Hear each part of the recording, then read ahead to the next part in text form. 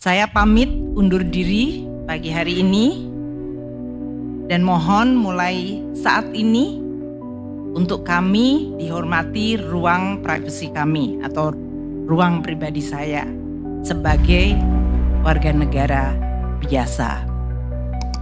Pada zaman Pak Jokowi, uang tumbuh hanya sekitar 7% M0-nya. Bahkan di titik-titik itu sepanjang tahun, 2 tahun terakhir sebelum krisis, itu tumbuhnya 0%. Memang ekonomi sedang dicekek. Baru 3 hari duduk di kursi panas Menteri Keuangan, Purubaya Yudi Sadeva langsung menyalakan mesin jet.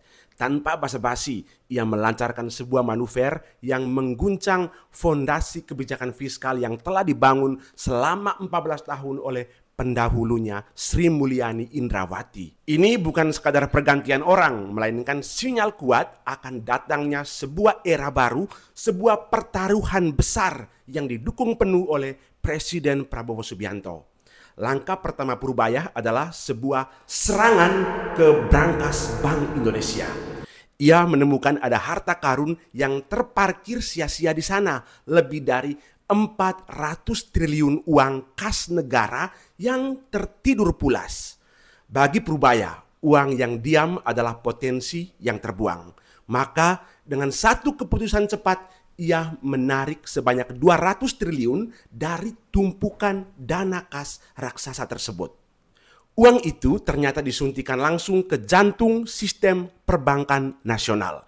Pertama, Bank Mandiri mendapatkan 55 triliun rupiah. Lalu Bank BNI mendapatkan 55 triliun juga, BRI 55 triliun, BTN 25 triliun, dan Bank BSI sebanyak 10 triliun. Gebrakan ini sontak menimbulkan pertanyaan. Dari mana datangnya uang sebanyak itu? Apakah uang ini baru dicetak? Dan mengapa Sri Mulyani tidak mengeluarkan uang itu untuk membangun pertumbuhan ekonomi di tengah masyarakat selama ini? Untuk memahaminya, mari kita gunakan analogi yang sederhana berikut ini. Bayangkan pemerintah adalah sebuah rumah tangga. Setiap tahun rumah tangga ini membuat anggaran untuk belanja dapur, bayar sekolah anak, cicilan, dan lain-lain. Nah, seringkali di akhir tahun ada sisa uang. Mungkin karena belanja lebih hemat atau ada pemasukan yang tak terduga. Sisa uang inilah yang dalam bahasa pemerintah disebut saldo anggaran lebih atau yang biasa disingkat SAL, dan silpa, sisa lebih pembiayaan anggaran. Selama ini, celengan raksasa berisi sisa uang negara ini disimpan di Bank Indonesia. Aman memang, tapi menurut Purubaya, uang ini tidak produktif. Uang itu hanya diam, tidak bekerja untuk rakyat. Purubaya memutuskan untuk membongkar celengan itu dan menggunakan isinya untuk meminyaki mesin ekonomi yang mulai seret dan letih lesu dan berbeban berat ini. Teman-teman, menurut saya ini langkah yang sangat signifikan ya, yang sekaligus menegaskan bahwa inilah perbedaan antara Purubaya dan Sri Mulyani yang serba hati-hati. Kritik utama Purubaya terhadap Sri Mulyani adalah terjadinya kekeringan likuiditas. Apa sebenarnya makhluk misterius bernama likuiditas ini? Bayangkan ekonomi adalah tubuh kita, tubuh manusia. Maka likuiditas adalah darahnya. Darah itu harus mengalir lancar ke seluruh organ, otak, jantung, tangan, kaki, agar tubuh bisa berfungsi. Jika aliran darah tersumbat atau volumenya kurang, maka organ-organ akan lemas dan sakit. Kira-kira seperti itulah likuiditas. Dalam ekonomi, darah ini adalah uang yang beredar. Organ-organnya adalah sektor real. Para pengusaha UMKM yang butuh modal. Ada pengembang perumahan yang perlu membangun. Keluarga yang ingin membeli motor dan perusahaan yang ingin membuka pabrik baru.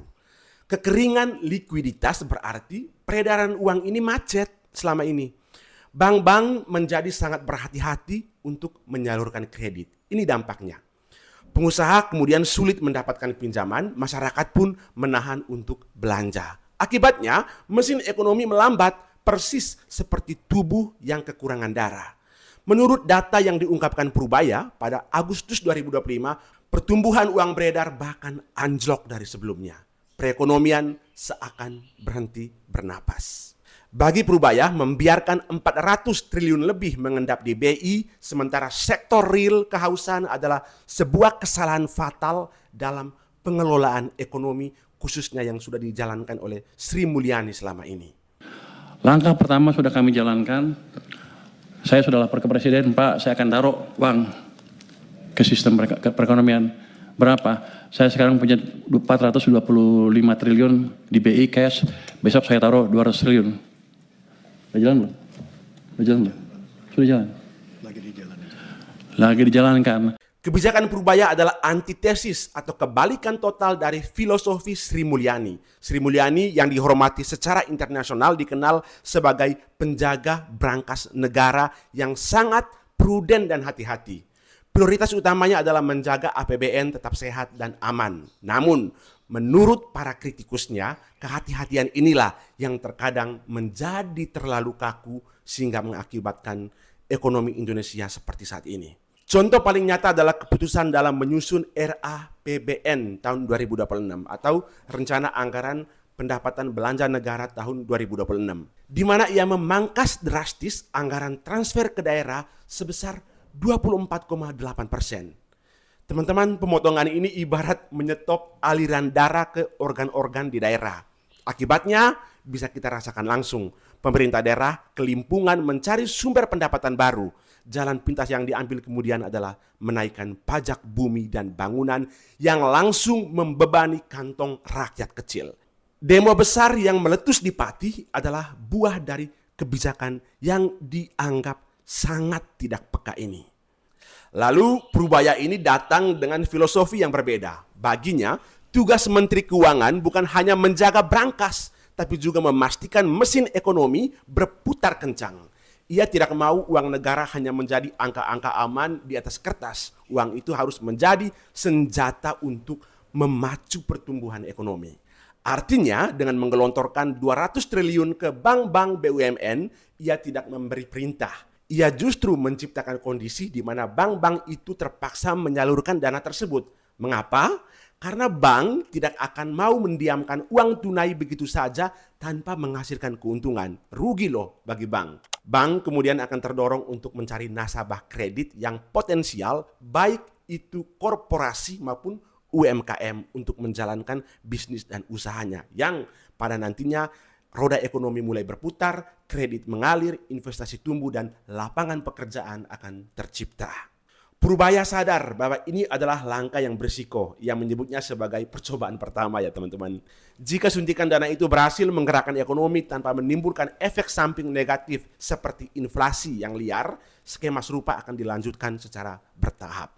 Gebrakan Prubaya Yudi Sadeva lebih dari sekadar kebijakan moneter. Ini adalah pernyataan sikap. Sebuah deklarasi bahwa era fiskal super konservatif telah berakhir. Kini pemerintah di bawah komando Prabowo dan Menteri Keuangan Prubaya memilih jalur yang lebih agresif dan progresif. Apakah pertaruhan 200 triliun ini akan menjadi obat mujarab bagi perekonomian yang lesu sekarang atau justru membuka kotak Pandora masalah baru? Seluruh Indonesia menahan napas. Saya sendiri juga harus menahan napas ya teman-teman, menunggu dampak dari guncangan pertama sang Menteri Keuangan baru ini. Terima kasih teman-teman sudah menonton sampai pada titik ini dan saya pamit sampai jumpa di konten selanjutnya. Jadi kita 2020 saya diminta bantu, saya kaget. Pak, kenapa begini Pak? Bapak bangun apa-apa mati-mati pun nggak bisa karena mesin ekonomi kita pincang.